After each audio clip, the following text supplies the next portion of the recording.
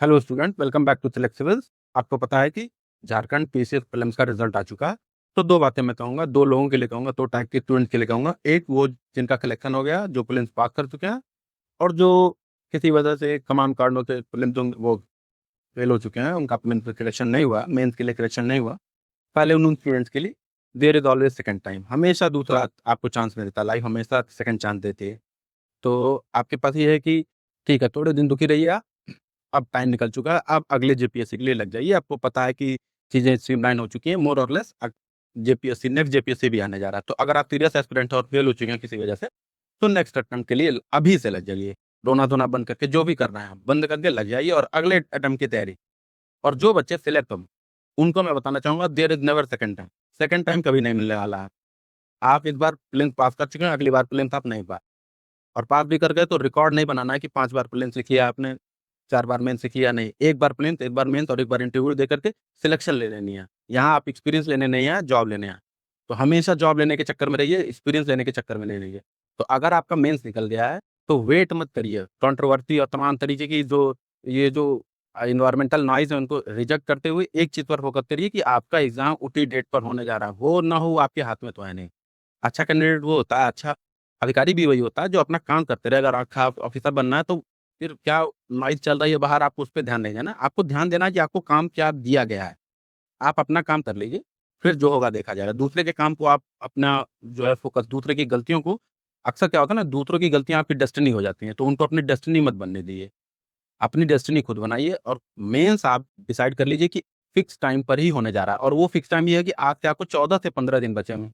उन 14 से 15 दिनों में होता है तो गुड, और तब तो तैयार रहिए आप। नहीं होता है तो भी वो 15 दिन वेस्ट नहीं जाने दीजिए आप। आज नहीं तो कल होगा, 10 दिन बाद होगा, 1 महीने बाद होगा, होगा तो ज़रूर।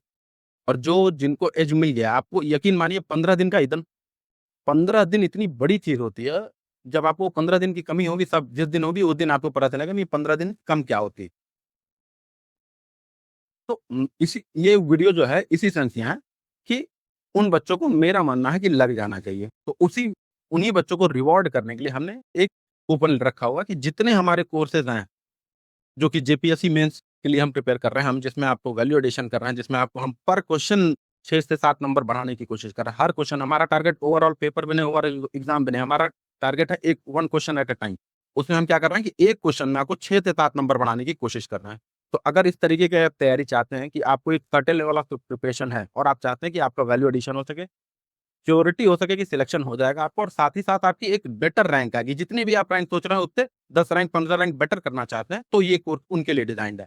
कि जो बच्चे जिनकी सर्टेन लेवल ऑफ प्रिपरेशन है, तो उन्हीं बच्चों को अवार्ड करने के लिए हमने क्या किया कि एक खास तरीके का हमने ऑफर लेकर आया है। जो बच्चे सिलेक्ट हो गए हैं, उनके लिए हमने ऑफर लेके आया कि 33% जितने भी हमारे कोर्सेज़ हैं, उन पे आपको 33% क्या होगा, डिस्काउंट रहेगा। 33% सिलेक्टेड स्टूडेंट्स को। कूपन कोड लगा हुआ है, ऐप पर जाइए, कूपन कोड लगाइए, और एक गूगल फॉर्म है, फिल करेंगे, और अगर आप सिलेक्टेड हैं, तो वो अपने आप वो सिलेक्टेड स्टूडेंट का वो ले लेगा और आपका कोड लग जाएगा, और आपको कोर्स में क्या हो जाएगा, 33% जितने भी कोर्स हैं, जो भी कोर्स, जो भी प्राइस दिख रहा है आपको, उससे 33% के कम दाम में आपको मिल जाएगा। ये शुरू के 10 से 15 दिनों के लिए कोड है। तो अगर आप रिस्क लेना चाहते हैं कि एग्ज़ाम 15 दिनों में ही होगा, तो ये आपके लिए बहुत बढ़िया रिवॉर्ड हो जाएगा। 33% ऑफ भी मिल जाएगा आपको, और एक अर्ली स्टार्ट मिल जाएगा। तो जिन बच्चों को अर्ली स्टार्ट, मतलब एक गुड स्टार्ट ही सब कुछ तय कर। 15 दिन बहुत क्रिटिकल होते हैं। 15 दिन में, और हमने क्या किया कि इसमें कुछ आपको पूरा पोथी नहीं पढ़ाया हुआ है। हमने किया है एक smart study. Smart study, high risk high reward किया। आपके पास 15 दिन है, 15 दिन में आपको सिर्फ़ और सिर्फ़ 100 सवाल तैयार कर, 100 सवाल, वो भी कौन से, पीवाईक्यूज़। पीवाईक्यूज़ के 100 सवाल कर लिए, आपको सारे क्वेश्चन डिट्टो, जो भी क्वेश्चन पूछे आपको आंसर वही लिखना है, और आपको नंबर मिलने जा रहा है। There are no correct answers in humanities. GS में कोई भी करेक्ट आंसर नहीं है, तो कोई भी, इसका मतलब सारे आंसर रॉन्ग है। रॉन्ग आंसर वही है जो पेपर छोड़ कर आ गए हैं, जो क्वेश्चन छोड़ कर आ गए हैं, जिस क्वेश्चन में आपने 100 वर्ड लिखा है, जिस क्वेश्चन में आपने 50 वर्ड लिखा है, वही सिर्फ रॉन्ग है। जिस भी क्वेश्चन में आपने 300 से 400 वर्ड रॉन्ग लिख दिए हैं, वो लिख दिए हैं। अगर आपने पेपर फिल कर दिया, कॉपी फिल कर दी है, वो ब्लैंक स्पेस फिल कर दिया, तो वो क्वेश्चन सही हो जाता है। सिर्फ गलत क्वेश्चन वो होते हैं जो आप अटेम्प्ट नहीं करते हैं। जो आपने अटेम्प्ट नहीं किया ह्यूमैनिटीज़ में, वही गलत माना जाता है, बाकी कोई नहीं। आपको हर चीज़ को क्रिटिकली अपने पॉइंट ऑफ व्यू से एनालाइज़ करना होता है। तो आप अपना पॉइंट ऑफ व्यू रखिए, उसके बाद से सारे पॉइंट, और सबसे खास बात है, सारे पॉइंट ऑफ व्यू सही होते हैं। गलत वो पॉइंट ऑफ व्यू होते हैं जो ब्लैंक होते हैं। आप जहाँ पे ओपिनियन नहीं देते हैं, सिर्फ वही ओपिनियन गलत होता है, बाकी हर ओपिनियन एक्सेप्टेड होता है ऑन अ सर्टेन लेवल। तो जहाँ पर आपको 4 नंबर 5 नंबर मिलने वाला था, वहाँ पे आप लिख करके गलत आंसर ही लिख करके जिसको आप गलत मान रहे हैं, वहाँ पे आप 12 नंबर पा सकते हैं, 8 नंबर बढ़ गया। जहाँ पे आपको लग रहा है कि आप थोड़ा बहुत सही लिख के 12 नंबर पा सकते हैं, वहाँ आप और लिख करके 8 नंबर और पा सकते हैं। तो इस तरीके से हम हर क्वेश्चन में आपको 4 से 5 से 8 नंबर बढ़ाने की कोशिश कर रहे हैं। तो पर पेपर में आपके 50 नंबर बढ़ रहे हैं, ओवरऑल पेपर में आपको 200 नंबर के करीब बढ़ रहे हैं। 200 नंबर से आप सीधा-सीधा रैंक 10 में आ जाएँगे, 1 से लेके 10 के बीच में आ जाएँगे। टॉप पहला रैंक और आखिरी रैंक के बीच में 200 नंबर से ज़्यादा का अंतर नहीं होता और मेंस में तो डेफिनिटली नहीं होता। मेंस में जो टॉप 1 जो रैंक 1 है और जो मेंस में जो लास्ट रैंक आया है, उसके बीच में 200 नंबर से ज़्यादा का अंतर नहीं हुआ। तो सोचिए आप सीधा-सीधा अपर क्वेश्चन में कुछ खास काम करके कुछ selected smart work, hard work भी नहीं करना। हम आपसे कहने नहीं जा रहे कि जाइए पढ़िए आप क्या लक्ष्मीकांत उठाइए एंड सो ऑन। आप इस स्पेक्ट्रम उठा लीजिए आप पूरा old NCERT, new NCERT, middle NCERT जो भी एनसीईआरटी दी हुई है सब पढ़ डालिए। कलर जितनी भी कलर की एनसीईआरटी है सब पढ़ डालिए। नहीं, हम कह रहे हैं कि हमारी वीडियो देखिए, पीडीएफ दिया हुआ है और एमसीक्यू लगाइए। ये 15 दिन में हमने एक जो है प्रैग्मैटिक टारगेट किया कि जो 15 दिन में 6 से 7 घंटे में पर डे हो सके। तो आप जाइए 33% का ऑफ है। सारे मेंस कोर्सेज़ पे 33% सिर्फ और सिर्फ सिलेक्टेड कैंडिडेट्स के लिए। ऑब्वियसली सिलेक्टेड कैंडिडेट्स ही मेंस खरीदेंगे। लेकिन जो लोग मेंस का अर्ली स्टार्ट लेना चाहते हैं, नहीं सिलेक्टेड है, वो भी परचेज़ कर सकते हैं। लेकिन जो लोग सिलेक्टेड है, उनको 33% जितने भी कोर्स हैं, आपको उन पे ऑफ मिलेगा। ऐप पर जाइए, हमारा ऐप है सिलेक्ट सीरीज़ करके ऐप है। आपको प्ले स्टोर पे मिल जाएगा। जाके परचेज़ करिए और एक अर्ली स्टार्ट लीजिए। Best start is early start. Okay? Hello students, welcome back to flexible. Paper 4 हम कर रहे हैं, क्या कर रहे हैं? पेपर 4। पेपर 4 में हमने सेक्शन ए कर लिया है। अब हम शुरू कर रहे हैं सेक्शन बी। मैं आपको दिखा दूँ, सेक्शन बी है public administration and good governance. इसमें लिखा नहीं हुआ है, लेकिन अगर आप अंदर जाएँगे तो इसमें आपको डिज़ास्टर मैनेजमेंट भी मिलता है, जो आपदा प्रबंधन है वो भी आपको मिलता है। तो इस बार हम जो आपदा प्रबंधन का ही क्वेश्चन करने जा रहे हैं। अब देखिए आपदा प्रबंधन के क्वेश्चन 3 बार एक ही टाइप के क्वेश्चन आए हुए हैं। 3 बार लिटरली एक ही टाइप का क्वेश्चन 2016, 17 और 21। बहुत पॉसिबिलिटी है कि 26 में भी आपको रिपीट कर दे। डिस्कस यहाँ से लेते हैं। Discuss critically the organisation and working of disaster management machinery in India. Bharat में आपदा प्रबंधन तंत्र के संगठन तथा कार्यकारण की आलोचनात्मक विवेचना कीजिए। Evaluate the working of the machinery of disaster management in India, suggest measures for its improvement. यहाँ पूछा नहीं है, लेकिन फिर भी आप मेजर लिखेंगे ही लिखेंगे। Disaster preparedness and management has become an important component of district administration in India, discuss with suitable illustration. इसमें सब कुछ सेम है, सिवाय इसमें ओवरऑल इंडिया में पूछ रहा है, एक इसमें पर्टिकुलर डिस्ट्रिक्ट में पूछ रहा है कि डिस्ट्रिक्ट एडमिनिस्ट्रेशन कैसे हो रहा है। तो आप देख रहे हैं सेम लिटरली एक टाइप के क्वेश्चन 3 बार पूछे हैं, 16, 17 और 21 में। तो इसमें कोई डाउट नहीं कि इसमें कोई उसमें वो नहीं होना चाहिए कि हमें पढ़ के जाना है, 26 में पूछा जा सकता है। तो सीधा इस क्वेश्चन को करने की कोशिश करते हैं, क्योंकि ये थोड़ा-सा थ्योरेटिकल क्वेश्चन है, तो बाकी इसमें समझने की कोई ज़रूरत नहीं, बस आपको एक बार स्ट्रक्चर देख लेना। थियरी अगर आप पढ़ के आएँगे तो ही कर पाएँगे। यहाँ हमारा टारगेट यही है कि अगर आप खुद से इस पूरे वीडियो कोर्स में, पूरे जो लेक्चर सीरीज़ जो आपको हम सेल करने की कोशिश कर रहे हैं, उसमें ये टारगेट है कि अगर आप खुद से 32 में से 10 नंबर पा सकते हैं, 15 नंबर पा सकते हैं, तो हमारा टारगेट है कि अगर आप 10 पा रहे हैं, तो हम आपको 17 नंबर दिला दें।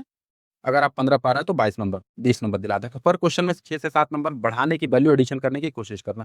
अगर एक क्वेश्चन में 6-7 नंबर आपका बढ़ रहा है, तो पूरे पेपर में आप 40 से 50 नंबर और 5-6 पेपर है, तो आप समझ लीजिए कि अच्छी सिलेक्शन ही नहीं इंश्योर करेंगे, साथ ही साथ आपका कराएँ कि इम्प्रूवमेंट भी हो सकता है। लेकिन अगर आप 0 से स्टार्ट हैं, 5 नंबर पा रहे हैं, कुछ आपको आइडिया नहीं है कि कभी पढ़ा ही नहीं डिज़ास्टर मैनेजमेंट, तो अब उसके लिए टाइम भी नहीं है और आपको कहीं और जाना होगा।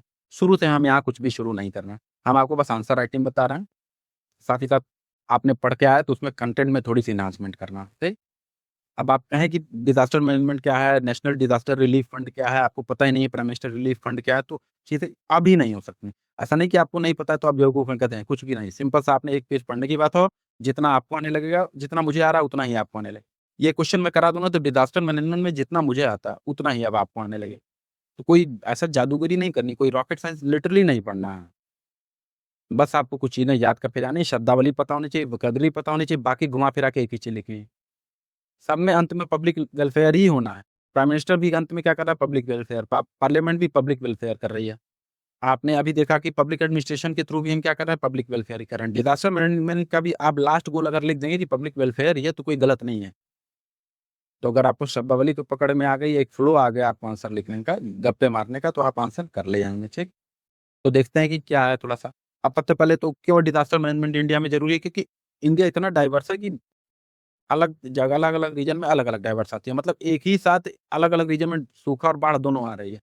यहाँ तक कि राजस्थान के एक पार्ट में सूखा रहेगा और दूसरे पार्ट में बाढ़ आई रहेगी। हाँ, तो एक तरफ कहीं पता चल रहा है कि ओले पड़ रहे हैं और एक तरफ दूसरी तरफ हीट वेव से डेथ हो रही है।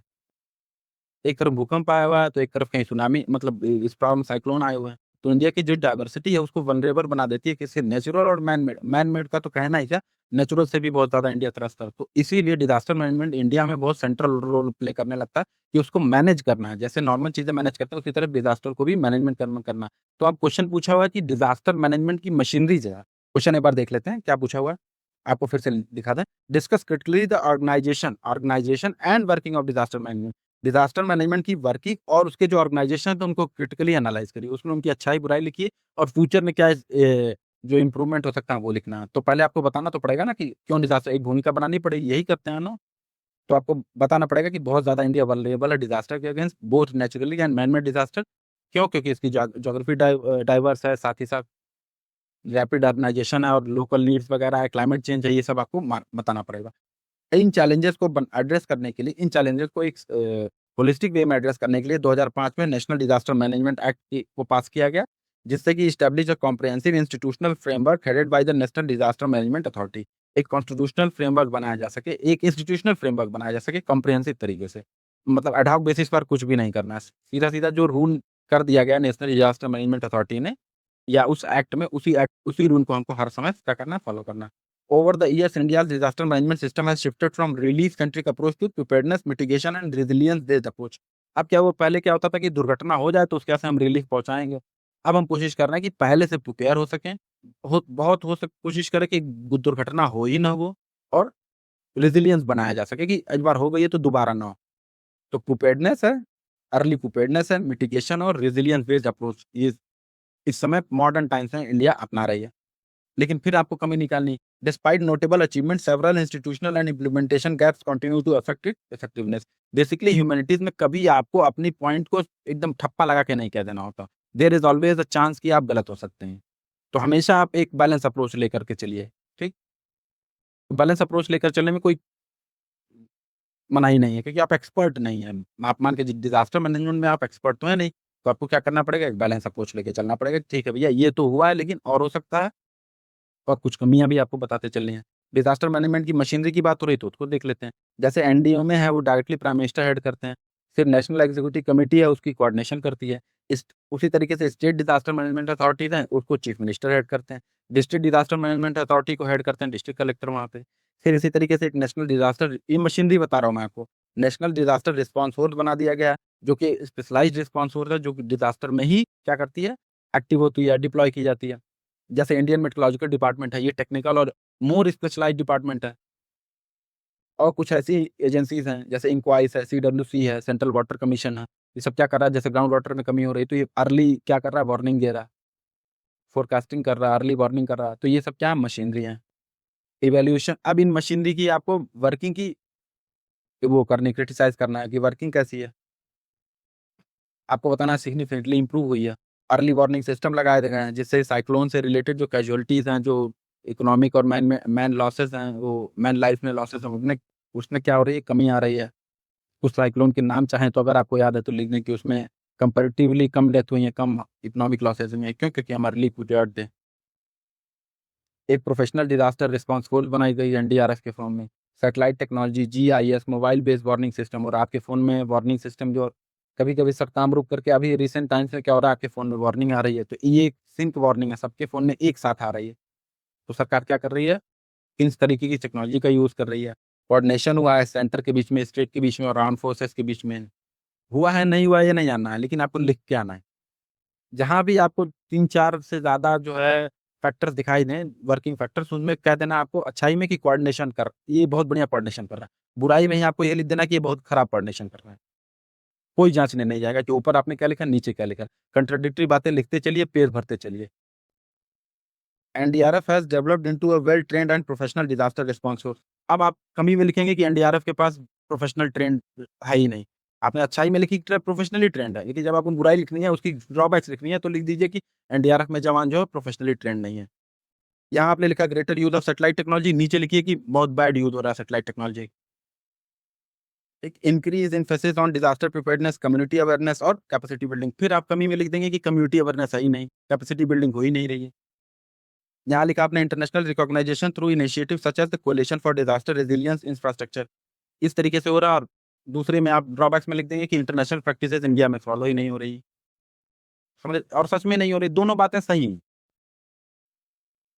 अब देखिए सेवरल शॉर्टकमिंग्स में आपको यही लिखना है, the machinery still faces several shortcomings. वो सेवरल शॉर्टकमिंग्स क्या है कि लिख दिया आपने disaster management remains largely response oriented, disaster आ गया तो हम तैयारी करना है, वाइल मिटिगेशन जो है सेकेंडरी हो गया, इनएडिक्वेट अटेंशन मिल रहा है। आपने लिखा है कि कोऑर्डिनेशन बढ़िया हुआ, यहाँ लिखा है कि weak coordination among multiple agencies, many state and district lack trained manpower. अब आपने ऊपर लिखा था कि बहुत बढ़िया प्रोफेशनल ट्रेन्ड मैन पावर है, लेकिन यहाँ लिखना है कि है ही नहीं, मॉडर्न इक्विपमेंट ही नहीं है। तो इस तरीके से आप क्या करते हैं, हर क्वेश्चन को कम वो करने की कोशिश करते हैं। मेजर्स फॉर इम्प्रूवमेंट, इम्प्रूवमेंट के क्या है, स्कोप क्या है, जो आपने कमियां और जो अच्छाइयां बताई उन्हीं को आपको घुमा करके लिख देना है। जैसे शिफ्ट फ्रॉम, आपने पीछे अच्छाई बताई कि मिटिगेशन हम कर रहे हैं, फिर बुराई बताई कि मिटिगेशन नहीं कर रहे हैं। अब उसको सुधार करने के लिए आपको क्या बताना है कि हमें मिटिगेशन ओरिएंटेड होना चाहिए, कि डिजास्टर आने से पहले ही हम डिजास्टर को आने ही ना दे, आग लगने ही ना दे। ठीक, इससे रेजिलियंस बनेगा। Strengthen state and district disaster management authorities को स्ट्रेंथन करना, लोकल लेवल पे जो उनको पावर देने की कोशिश करनी है, कोऑर्डिनेशन बनाने की कोशिश करनी है एनडीएमए के बीच में, स्टेट लोकल बॉडीज के बीच में और साइंटिफिक एजेंसीज के बीच में। मॉडर्नाइजेशन करने की कोशिश करनी है, जो दुनिया भर में प्रैक्टिसेस फॉलो होती हैं उनको हमको अपने यहाँ लाने की कोशिश करनी है। साथ ही साथ बिल्डिंग कोड्स वगैरह, अब स्पेसिफिक्स में भी आ जा सकते हैं। अभी आप जनरल बातें कर रहे हैं, अब आप स्पेसिफिक्स में चले गए कि बिल्डिंग कोड्स प्रॉपर्ली इम्प्लीमेंट होने चाहिए, साइस्मिक एक्टिविटी, साइस्मिक जोन के हिसाब से घर बनने चाहिए, उसी तरीके से पास होना चाहिए। फ्लड प्रोन एरियाज में आपको नहीं होना चाहिए। अक्सर देखते हैं कि जो है मैदान जो बाढ़ इलाके होते हैं, जो जहाँ बाढ़ आ सकती है वहाँ पे लोग कर्जा उब्जा करके फिर बस्ती बसा लिए। Strengthen urban disaster management and climate resilient infrastructure, इसको स्ट्रेंथन करने की जरूरत है। कम्युनिटी बेस्ड अवेयरनेस, हर चीज में आप लिख सकते हैं कम्युनिटी बेस्ड अवेयरनेस बढ़ाने की जरूरत है। कोई भी एजुकेशन में, जेंडर इक्वालिटी में, वुमेन एम्पावरमेंट में, कहीं भी आप लिख सकते हैं कि कम्युनिटी अवेयरनेस की कमी है। और इंप्रूवमेंट में आप लिख सकते हैं कि कम्युनिटी अवेयरनेस बढ़ाया जाना चाहिए। स्कूलों में क्या करना चाहिए, शिक्षा देनी चाहिए, यूनिवर्सिटीज में देनी चाहिए। इस तरीके से वॉलंटरी लेवल पे कुछ चीजें होनी चाहिए। फिर आपने जो कहानी लिखी है उसको क्या कर देना, एक फ्लो चार्ट में, कि डिजास्टर रिस्क होगा तो प्रिपेयर्डनेस है, फिर अर्ली वार्निंग सिस्टम बनाने हैं हमारा, जिससे हमारा इफेक्टिव रिस्पॉन्स आएगा, रिहेबिलिटेशन वगैरह आसान हो जाएगा, और ओवरऑल कम्युनिटी में क्या आएगा कि रेजिलियंस डेवलप होगा। और फिर जो इंट्रोडक्शन लिखा, मेन बॉडी लिखा, उसमें से ही वर्ड्स पिक करके, लाइंस पिक करके आपको कंक्लूजन कर देना। India's disaster management machinery has evolved into robust international framework and has demonstrated remarkable success. यहाँ आपने बताया कि बहुत डिमॉन्स एकदम रिमार्केबल सक्सेस हुआ। अगली लाइन में आपने बता देना कि these are manage proactively rather than merely respond after they occur. अभी भी ये क्या कर रही हैं कि वो प्रोएक्टिव नहीं है, लेकिन डिजास्टर होने के बाद जो है रिस्पॉन्स कर रही हैं। तो ये सब क्या है, कमियां हैं। इस तरीके से एक होलिस्टिक आंसर होता है पूरा। और यही क्वेश्चन एक बार नहीं 3 बार पूछा है। देखिए 16, 17 और 21 में तो बहुत चांस है कि 26 में भी पूछ दे। ठीक है, तो इस तरीके से आपका ये कंप्लीट होता है answer. Thanks for watching, have a nice day.